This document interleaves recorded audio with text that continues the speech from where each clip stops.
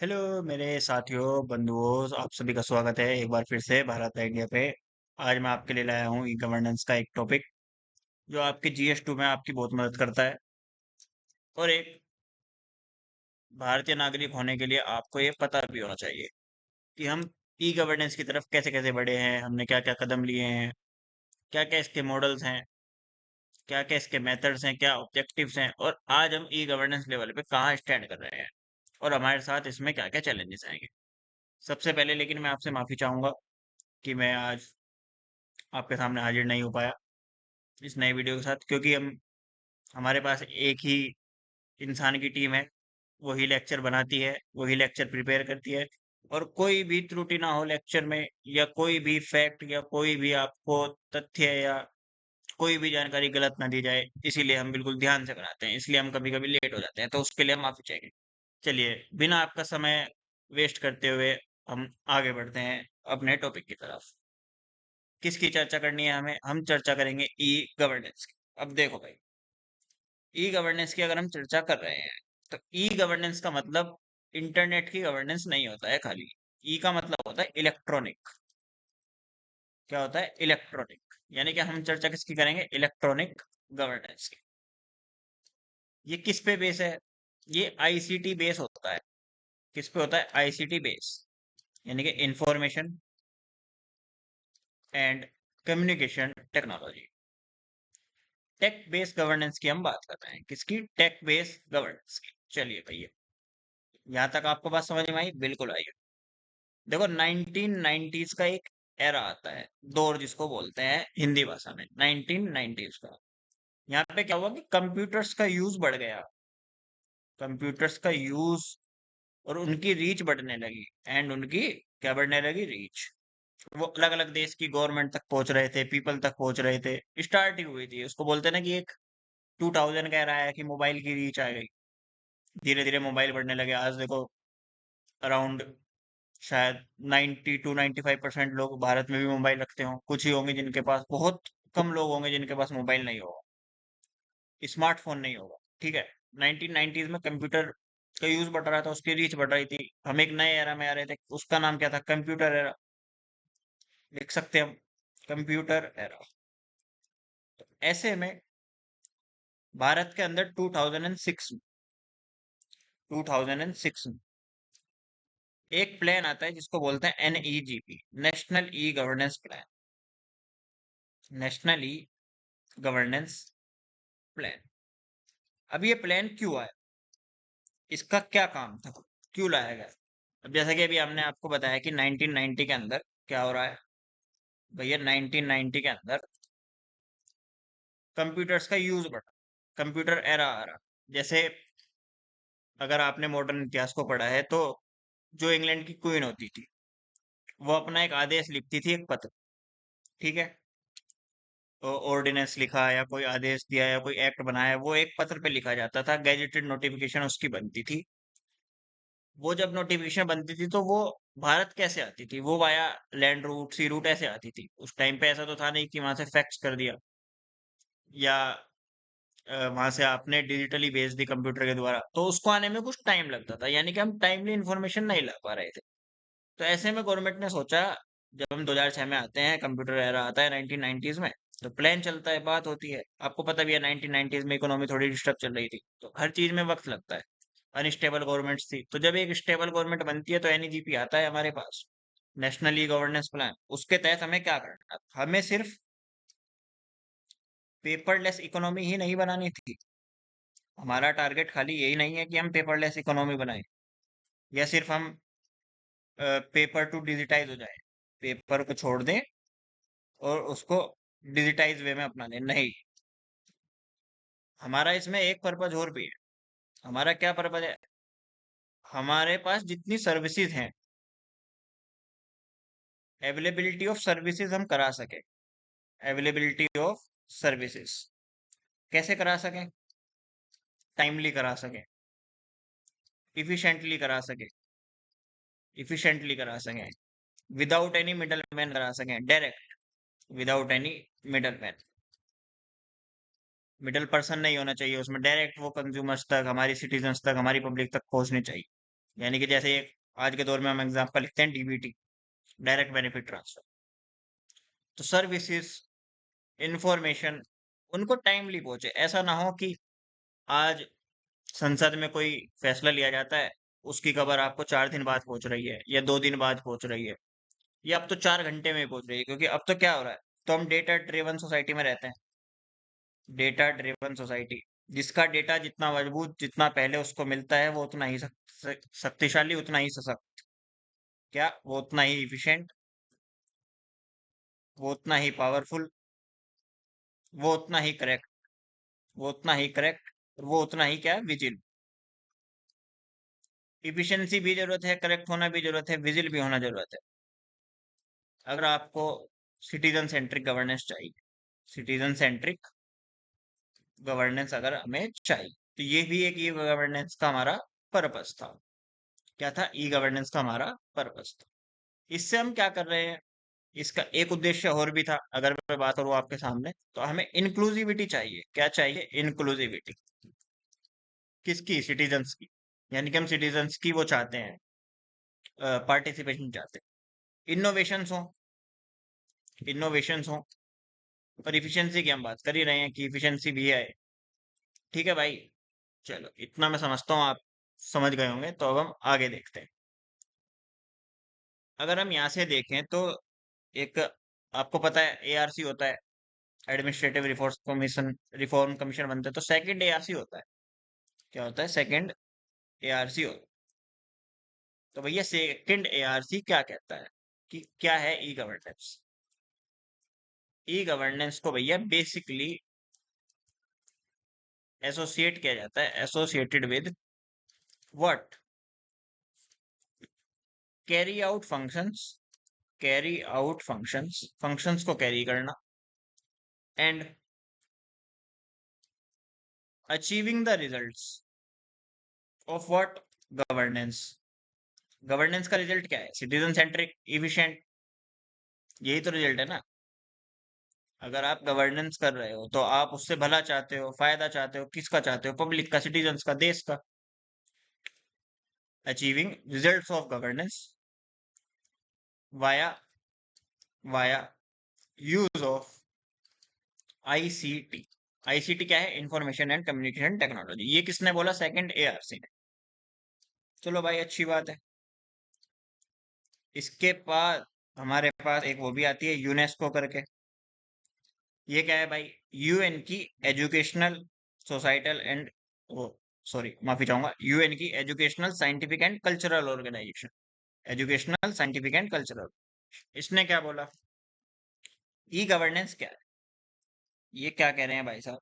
ये भाई साहब कह रहे हैं कि ई गवर्नेंस जो है ना भाई, वो गवर्नमेंट की परफॉर्मेंस, क्या है? गवर्नमेंट की परफॉर्मेंस है।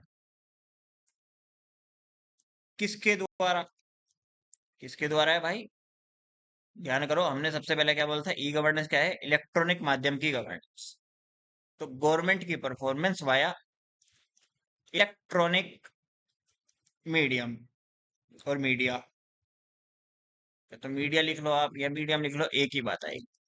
ठीक है। क्या होगा इससे? एक efficient, speedy, speedy and transparent process आ जाएगा। क्या आ जाएगा भाई? ट्रांसपेरेंट प्रोसेस आ जाएगा। किस बात का? किस बात का? इंफॉर्मेशन शेयर करने का, यानी कि disseminating, disseminate information to public, यानी कि citizens, and to agencies, and to agencies. यानी कि यूनेस्को कह रहा है, ये जो यूएन का educational, scientific and cultural organisation है, वो कह रहा है कि ई गवर्नेंस क्या है? वो गवर्नमेंट की परफॉर्मेंस है via use of electronic media. Use of electronic media क्या करने के लिए? Efficient, speedy and transparent process को फैसिलिटेट करने के लिए। किस चीज का? इंफॉर्मेशन को डिसेमिनेट करने के लिए, इंफॉर्मेशन को शेयर करने के लिए, इंफॉर्मेशन की पब्लिसिटी करने के लिए, करेक्ट इंफॉर्मेशन पब्लिक तक इफिशिएंट वे में, फास्ट फॉरवर्ड वे में पहुंचाने के लिए, पब्लिक को और एजेंसीज को, जिसको भी जो उनके क्या बोलते हैं उसको रिक्वायर्ड बेनिफिशरीज हैं, जो एडुकेट बेनिफिशरीज हैं, उन तक इंफॉर्मेशन सही सही पहुंचानी चाहिए। ठीक है, बिल्कुल ठीक बात है भाई। इसका मतलब क्या हुआ, जब 2006 में प्लान आया तो हमें क्या बनाना है इंडिया को? हमें भाई इंडिया को डिजिटली एम्पावर्ड सोसाइटी बनाना हमारा गोल है। क्या गोल है हमारा? Digital empowered society. अब जब वो डिजिटली एम्पावर्ड होंगे तो हमें ये भी बनाना है कि नॉलेज बेस्ड इकोनॉमी हो जाए हमारी। Knowledge based economy. नॉलेज हो उनको, उनको नॉलेज हो। जब सोसाइटी डिजिटल एम्पावर्ड होगी तो उससे क्या होगा? उनका डिजिटल एक्सेस होगा। मतलब उसको हम कैसे कर सकते हैं? डिजिटली उनको एक्सेस देके, डिजिटल उनका इंक्लूजन करा के उनको हम जानकारी देंगे, डिजिटली उनको अवेयर कराएंगे, सक्षम बनाएंगे, डिजिटली उनका एम्पावरमेंट करके। जब हम ये तीनों काम करते हैं, डिजिटली एक्सेसिबल बनाया उनको, इंक्लूजन किया उसमें, उनका एम्पावरमेंट किया, इससे भैया डिजिटल जो डिवाइड है वो डिजिटल डिवाइड को हम ब्रिज कर देते हैं। डिजिटल डिवाइड को हमने ब्रिज कर दिया, ब्रिज करने का ये काम करेगा। इससे क्या होगा? Life of every citizen improve हो जाएगी। कैसे हो जाएगी, अब इसके बारे में हम देखते हैं। देखो, पैन कार्ड बनता है। पहले पैन कार्ड कैसे बनता? पहले आप अपने डॉक्यूमेंट्स लेते थे, 10th की मार्कशीट, ये बिजनेस का ये या ये कुछ भी, जो डॉक्यूमेंट्स उसमें रिक्वायर्ड होते थे, आप जाते थे अलग अलग डिपार्टमेंट्स में। को पैन बनवाना है, आपका इनकम टैक्स डिपार्टमेंट, सर मेरे को पैन बनवाना है, मेरे को परमानेंट अकाउंट नंबर चाहिए गवर्नमेंट की तरफ से, ताकि मैं अपना टैक्स वगैरह पे कर सकूं। वो जाता था अलग अलग चक्कर काटता था, उसको कुछ दिनों में, कुछ देर में, देर तो नहीं दिन ही लगते थे, 1 वीक 2 वीक उसका वेरिफिकेशन होगा, उसमें इतने सारे डॉक्यूमेंट्स लगेगा, उसमें इतना सारा पेपर यूज होगा, तब जाकर के उसको पेन मिलता था। या पता लगा उसमें कोई त्रुटि हो गई, वो फिर सारा काम दोबारा करेगा। उसके बाद एक दौर आया 1990s का, कंप्यूटर का एक्सेस आया। तो क्या हुआ, जगह जगह आपने देखा होगा कि वो खुल जाते हैं कॉमन सर्विस सेंटर्स, जो प्राइवेटली खुले हुए हैं। वो बोलते हैं कि भाई हम तुम्हारा पैन बना देंगे, हम तुम्हारा 10th की मार्कशीट डिजिटल निकाल देंगे, या हम आपका यूनिवर्सिटीज में अप्लाई कर देंगे ऑनलाइन। जब आने स्टार्ट हुई डिजिटल एज, तो भैया ठीक है, कोई बात नहीं। या आपको रिजल्ट देखना था, पहले तो अखबार में आते थे, फिर वो धीरे धीरे उस पर आने लगे, तो कैफे जाते थे, कैफे में रिजल्ट निकलता था। हम भी गए हैं, हम भी गए हैं, 2016 में निकाला था हमने। देखो 2015 में डिजिटल इंडिया आया, लेकिन आज हम अपना ज्यादातर काम मोबाइल से कर लेते हैं, घर पे भी सक्षम है लोग, कर लेते हैं। तो उस टाइम पे हम कैफे जाते थे, कैफे वाला आपसे कहता था भैया आपके 200 रुपये हो गए, पता लगा एक्चुअल वर्क, पैन कार्ड बनता था, आज भी बनता है, 106 रुपीज में बनता है, 106 पॉइंट समथिंग समथिंग। वो आपसे 200 रुपये लेता था, क्योंकि वो आपको सर्विस दे रहा है, प्राइवेट है वो। ठीक है भैया, ऐसे काम होता था। धीरे धीरे लोगों में समझ आई, हम और डेवलप हुए डिजिटल एज की तरफ। हमने क्या किया, हमने प्रोसेस ऑनलाइन कर दी, अब हम पेपरलेस चले। अब इंसान खुद कर सकता है, हमने उसको सक्षम बनाया, हमने उसको शिक्षा दी कि भैया आपको पैन बनवाने के लिए कहीं जाने की जरूरत नहीं है, हमने उसको अवेयर करा, हमने उसको बताया कि आप पैन कैसे बनवा सकते हैं। अब वो पैन अपना खुद बनाता है। आपको सर्विसेज के लिए जाना होता है, जैसे आप पासपोर्ट अप्लाई करते हो, बट वेरिफिकेशन के लिए आपको जाना होगा, तो वो तो जरूरी है ना भाई। फिजिकल वेरिफिकेशन अगर कहीं पे जरूरी है तो वो जरूरी है। ऐसे ही थोड़ी ना आपने ऑनलाइन अप्लाई कर दिया, क्योंकि फ्रॉड होते हैं बहुत ज्यादा, तो उनसे बचने के लिए कहीं कहीं पे फिजिकल वेरिफिकेशन जरूरी है। लेकिन अब ऐसा तो नहीं रहना कि पासपोर्ट बनवाना है, पहले आप पासपोर्ट की अर्जी देने जाओगे, फॉर्म लोगे, वो फिल करोगे, वो फिर आप 4 काउंटर पे उसको लेके जाओगे, फिर उसके बाद आप दोबारा जाओगे वेरिफिकेशन के लिए।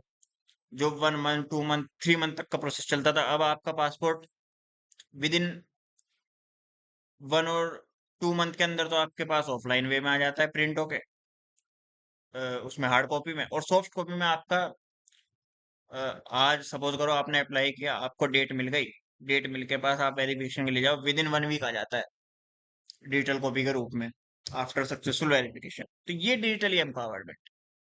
हम डीबीटी की बात कर रहे हैं, direct benefit transfer. Direct benefit हम देंगे उनको बैंक अकाउंट में। अब उनको किसी अधिकारी के पास जाने की जरूरत नहीं है, गवर्नमेंट सीधा काम करेगी। गवर्नमेंट की तरफ से उनके पास सीधा पैसा आएगा, वो किसी लोकल अधिकारी के पास नहीं जाएंगे, तहसीलदार के पास नहीं जाएंगे, किसी मुंशी के पास नहीं जाएंगे कि भाई हमारा पैसा दो, नहीं। गवर्नमेंट से डायरेक्ट आ रहा है, कोई मिडल मैन नहीं है। तो ये डिजिटल एक्सेस है, डिजिटली इंक्लूजन है, डिजिटली एम्पावरमेंट है। ठीक है, तो यानी कि हम क्या बात कर रहे हैं इससे? हम बात कर रहे हैं कि गवर्नमेंट की जो सर्विसेज हैं, गवर्नमेंट की जो सर्विसेज हैं वो अब सिटीजन्स के फिंगर टिप्स पर आ गई है, सिटीजन्स के फिंगर टिप्स पर आ गई है, जिसको हम ई गवर्नेंस बोल रहे हैं, इलेक्ट्रॉनिक गवर्नेंस। उसको अब हम डिजिटल गवर्नेंस भी बोल रहे हैं, डिजिटल गवर्नेंस भी हम बोल रहे हैं। हमने देखो डिजिटल इंडिया 2015 में स्टार्ट किया था। अब हम उसको एम गवर्नेंस की तरफ भी हम बढ़ गए, मोबाइल गवर्नेंस। ज्यादातर चीजें आपकी कहाँ पर है, सॉरी, ज्यादातर चीजें अब आपके मोबाइल पर आपको अवेलेबल हो जाती हैं। डिजी लॉकर, आपने एक नाम सुना होगा, किस चीज का? Digi locker. क्या है ये? यहाँ पे आपके डिजिटली एसेसेबल डॉक्यूमेंट्स, डिजिटली आप उनको एसेस कर सकते हैं, एसेसेबल डॉक्यूमेंट्स। ठीक है, 2015 में ये आया था। 2016 में आईटी रूल्स आते हैं, आईटी रूल्स। उसमें इसको बोल दिया गया कि इनकी वैलिडिटी फिजिकल कॉपी के समान होगी, ये वैलिड रहेंगे एज पर फिजिकल।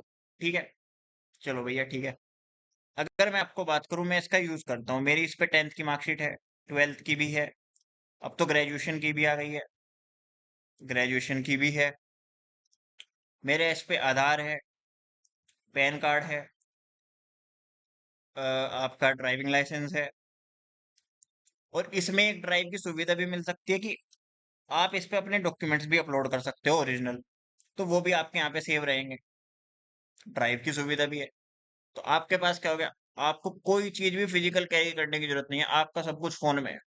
और ये सेफ भी है, सेफ एंड सिक्योर है, क्योंकि इसमें सेफ एंड सिक्योर है, इसमें सिक्योरिटी पिन लगता है, ओटीपी भी लगता है, ओटीपी भी लगता है, टू फैक्टर ऑथेंटिकेशन ये मांगता है।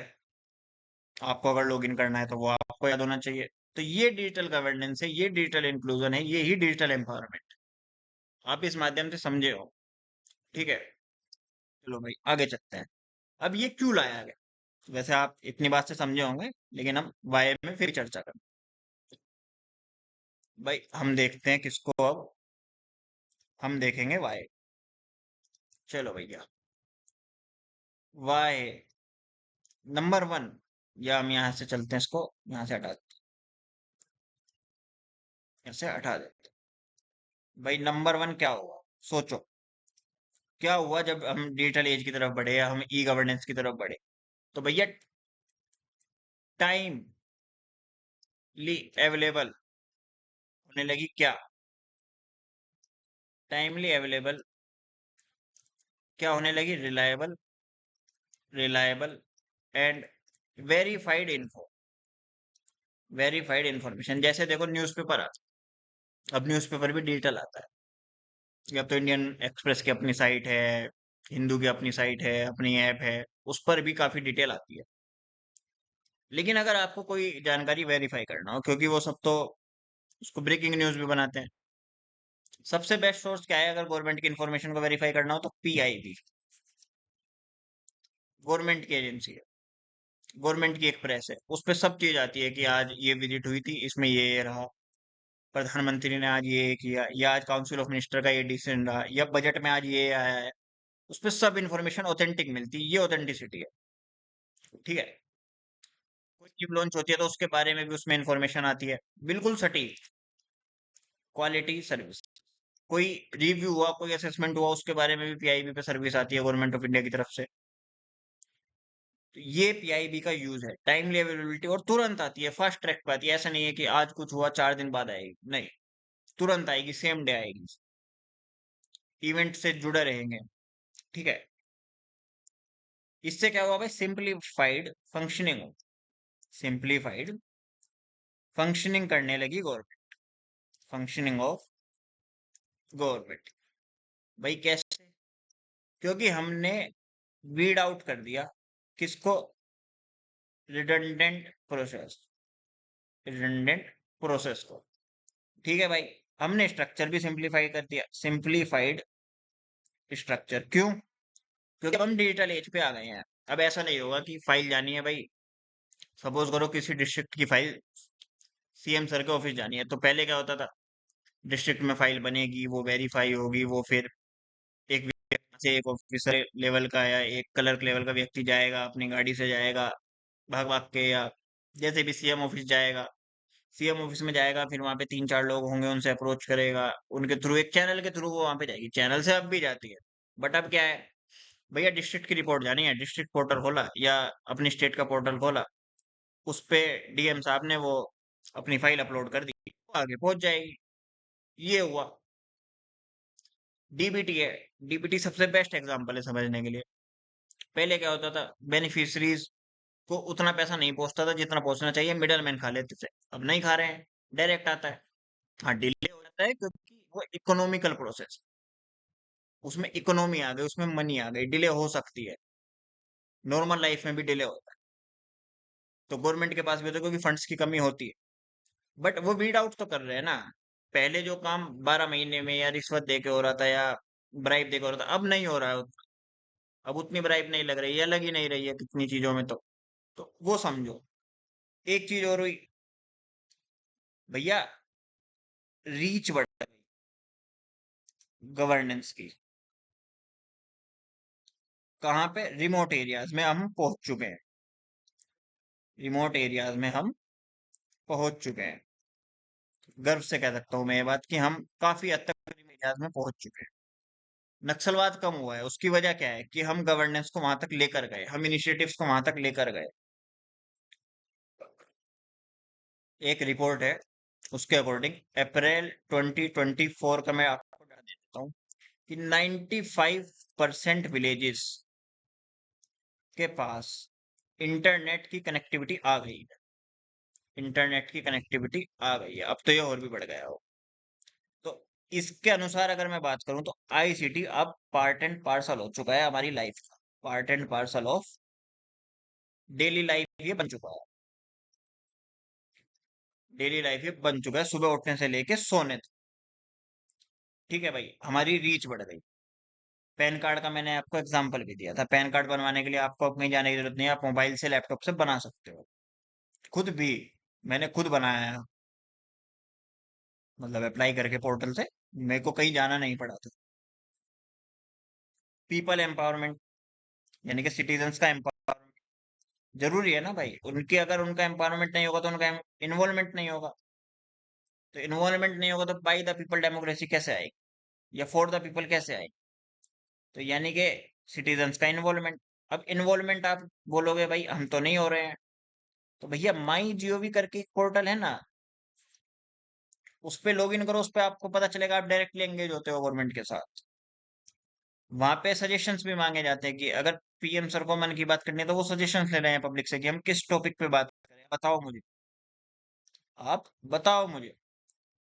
और हमने इतना एम्पावर कर दिया कि वो वेरीफाई भी कर लेते हैं। वेरीफाई करते हैं legitimacy of the information provided. अगर अलग अलग सोर्सेज से इंफॉर्मेशन आ रही है तो वो लेजिटिमेसी को भी चेक करते हैं उसकी। तो ये है डिजिटल एम्पावरमेंट, वो सिटीजन। किसके द्वारा? डिजिटल इंक्लूजन के द्वारा, डिजिटल नॉलेज के द्वारा, उनको जो दिया गया है डिजिटल नॉलेज उसके द्वारा। ठीक है, चलो भाई आगे चलते हैं। एक factor, ease of doing business भी तो बढ़ गया। डूइंग बिजनेस कैसे बढ़ गया? नेट बैंकिंग का नाम सुना है? नेट बैंकिंग,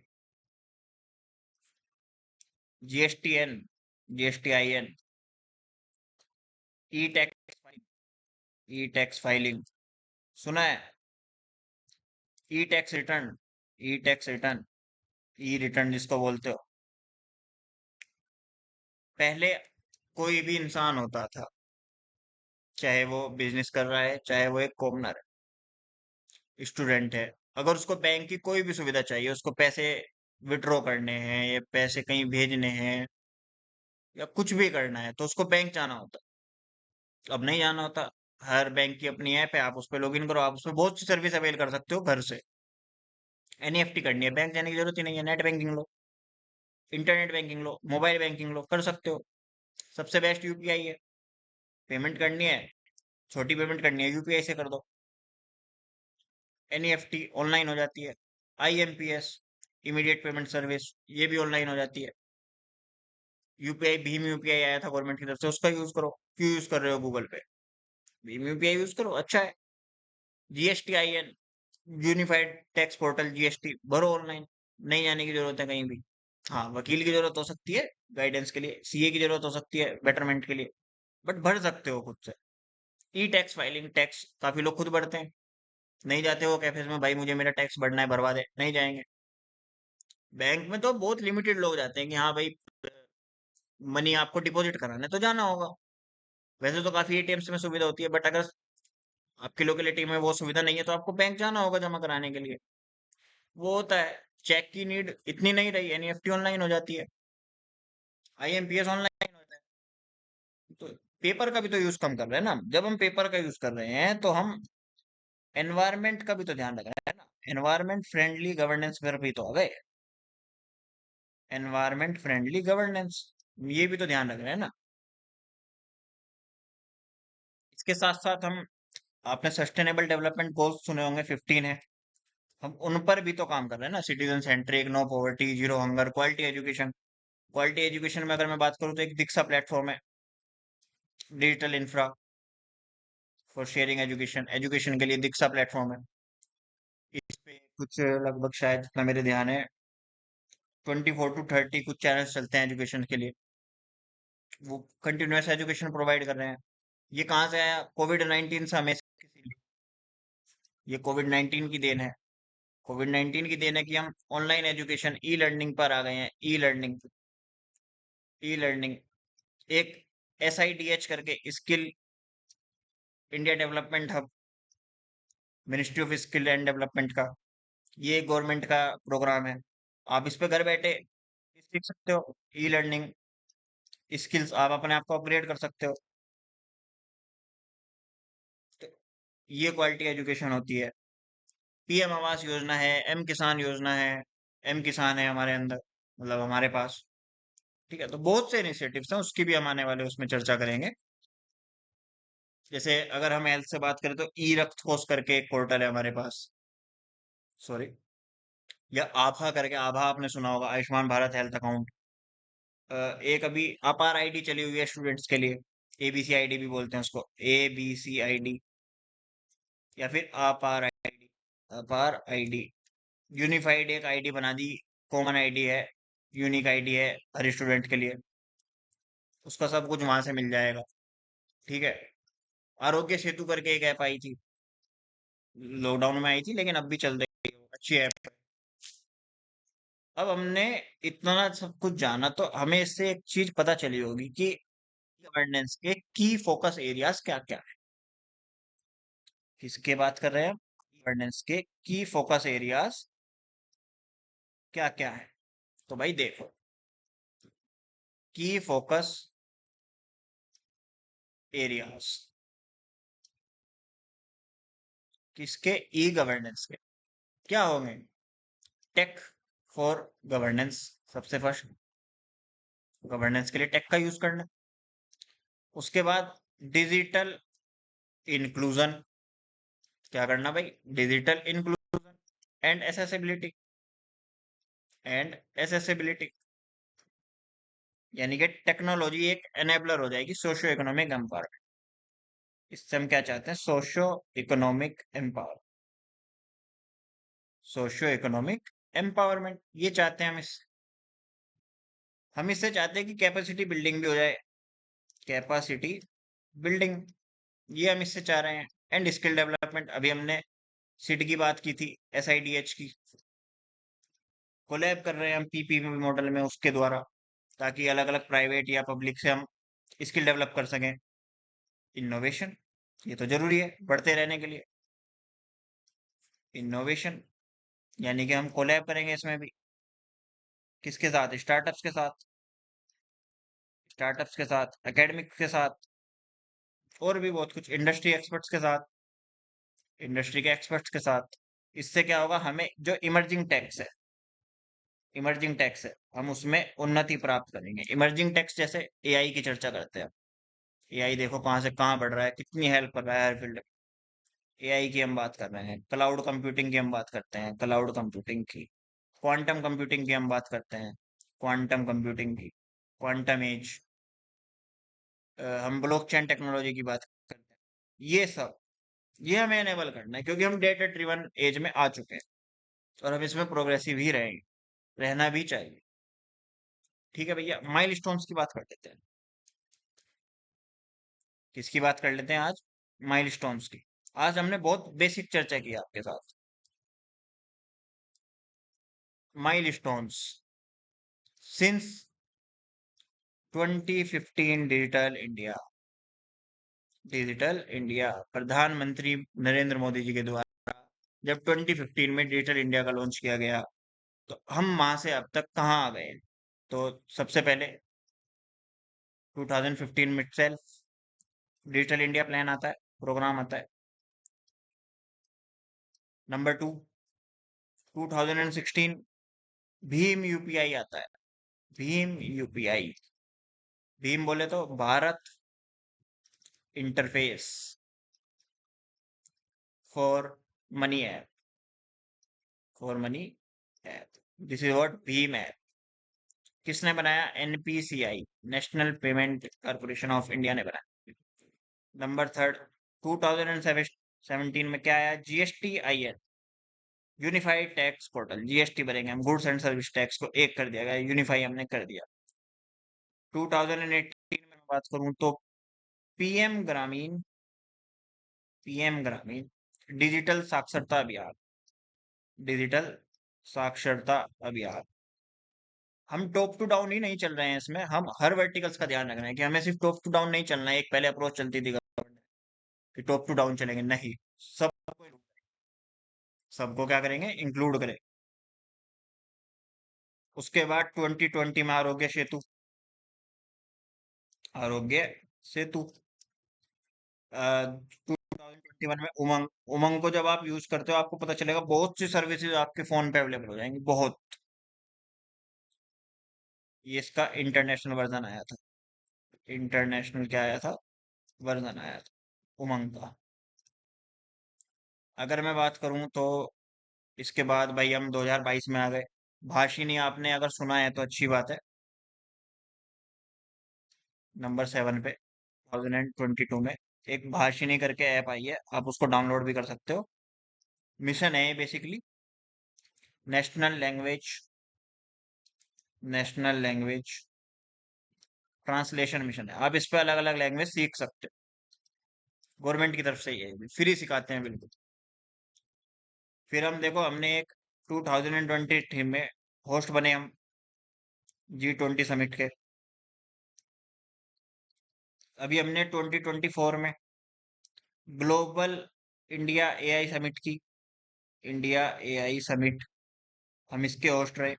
ये हमने न्यू दिल्ली में की थी।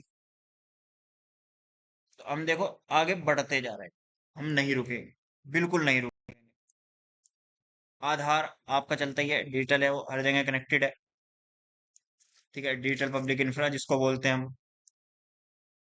ठीक है भैया, चलो भाई, अब अगर मैं बात कर लूं, एक छोटा सा टॉपिक हो रहा है, बाकी चर्चा तो कल करेंगे, आज उसको देख लेते हैं। देखो, डिजिटल इंडिया सर्विसेज जो है, क्या है? डिजिटल इंडिया सर्विसेज, उनको हम कैसे देख सकते हैं? उनको हम कैसे देख सकते हैं? तो भैया उनको हम ऐसे देख सकते हैं, देखो, एक second.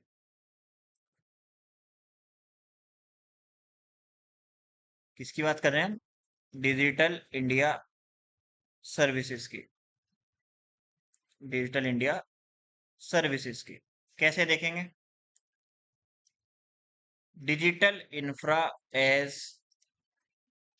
Utility, as utility for citizens, every citizen basically. On demand governance and services, governance and services on demand.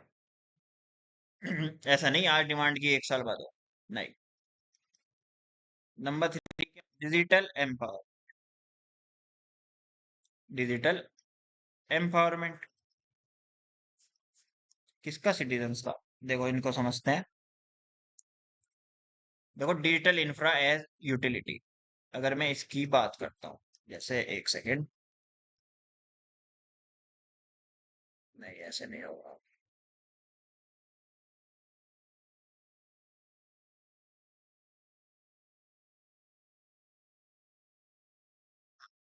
ठीक है, दिखाई दे रहा होगा सबको। अगर मैं इसकी बात करूं तो हम क्या आ गए, मोबाइल बैंकिंग पर आ गए, मोबाइल बैंकिंग पर आ गए, सब कुछ मोबाइल से होता है। किस पर आ गए, मोबाइल बैंकिंग पे आ गए।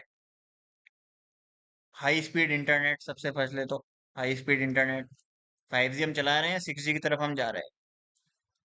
हाई स्पीड इंटरनेट, पहले हाईवेज पर कनेक्शन नहीं मिलता था इंटरनेट का, कॉल का, अब मिलता है। ये भी तो तरक्की है।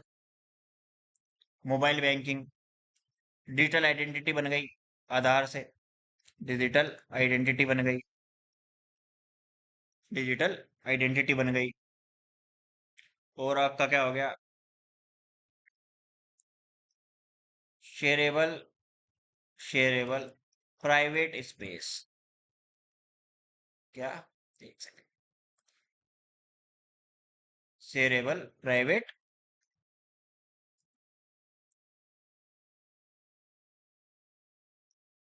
शेयरेबल प्राइवेट स्पेस,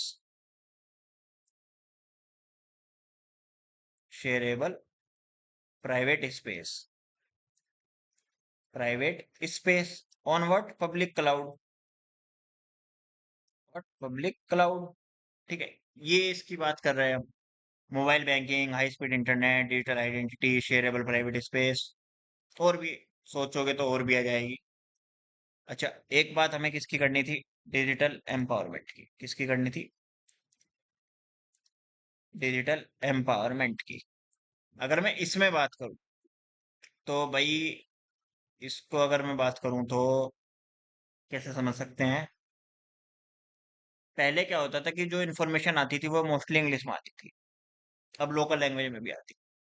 तो हमने क्या किया, हमने डिजिटल जो सर्विसेज हैं, डिजिटल जो सर्विसेज हैं या रिसोर्स हैं, उनकी अवेलेबिलिटी करा दी है, उनकी क्या करा दी, availability in Indian languages, in Indian languages.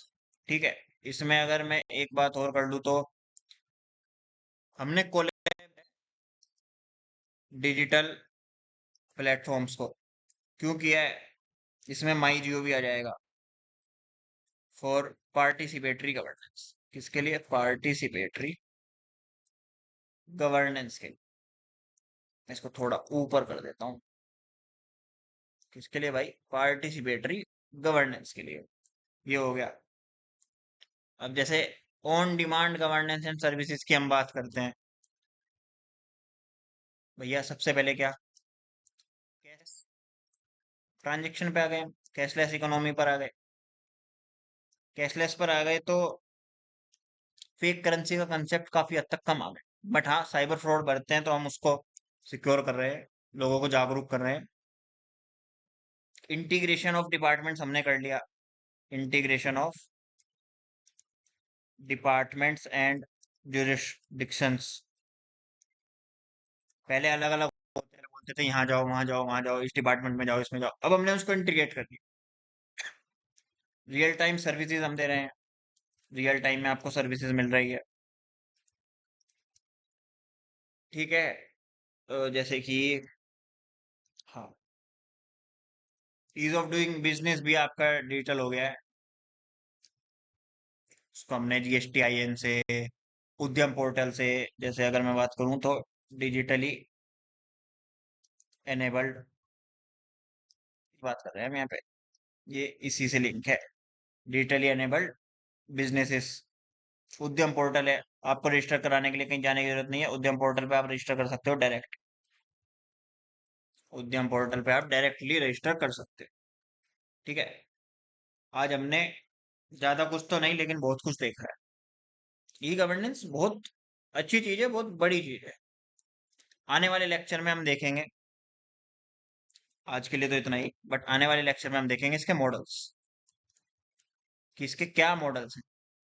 Models बहुत हैं। जैसे अगर मैं बात करूं तो 4 मॉडल यहाँ पे इंट्रो देता हूँ। G2C है, G2E है, G2B है और G2G है। इसका मतलब गवर्नमेंट टू सिटीजन जा रहे हैं, गवर्नमेंट टू एम्प्लॉयज जा रहे हैं, गवर्नमेंट टू बिजनेस जा रहे हैं और government to state to central, central to state, state to local, central to local, state to local, local to state, ऐसे। गवर्नमेंट टू बिजनेस, बिजनेस इससे प्राइवेट फर्म से डील कर रहे हैं। गवर्नमेंट टू एम्प्लॉयज, जो उनके यहाँ पे एम्प्लॉयज हैं, सिटीजन्स जिनके लिए वो सर्विसेज है। ठीक है। उसके अलावा 5 तरीके के मॉडल और भी हैं, उनकी हम चर्चा करेंगे। वो हमें दिए हैं किसने? प्रोफेसर एरी हेला चेरी साहब ने। इन्होंने हमें 5 मॉडल दिए हैं। कितने? 5। नंबर 5, जैसे अगर मैं बात करूं तो critical flow. Critical flow model. एक ब्रॉडकास्टिंग मॉडल है, ब्रॉडकास्टिंग। और एक आपका इंटरएक्टिव ई सर्विस मॉडल है, इंटरएक्टिव ई सर्विस मॉडल है। कंपैरेटिव एनालिसिस मॉडल है, कंपैरेटिव एनालिसिस मॉडल, ऐसे करके। एक लास्ट और बचता है, वो भी लिख देता हूँ, ई एडवोकेसी। ऐसे इन्होंने कुछ 5 मॉडल दिए हैं। 5 ये, 4 ये, इन सब की हम चर्चा करेंगे अपकमिंग लेक्चर्स में। और ई गवर्नेंस के टॉपिक को आगे बढ़ाएंगे। उसके बाद इसमें इनिशिएटिव्स भी देखेंगे, क्या क्या लिए गए अलग अलग सेक्टर्स के लिए, हेल्थ के लिए, एजुकेशन के लिए, इकोनॉमी के लिए, बिजनेस के लिए, फार्मर्स के लिए, वो सब हम देखेंगे। तो जुड़े रहिए, बने रहिए, तंदुरुस्त रहिए और भारत इंडिया के साथ बढ़ते रहिए। मैं आयुष आप सभी से अलविदा चाहूंगा आज के लिए। जय हिंद, जय भारत। धन्यवाद।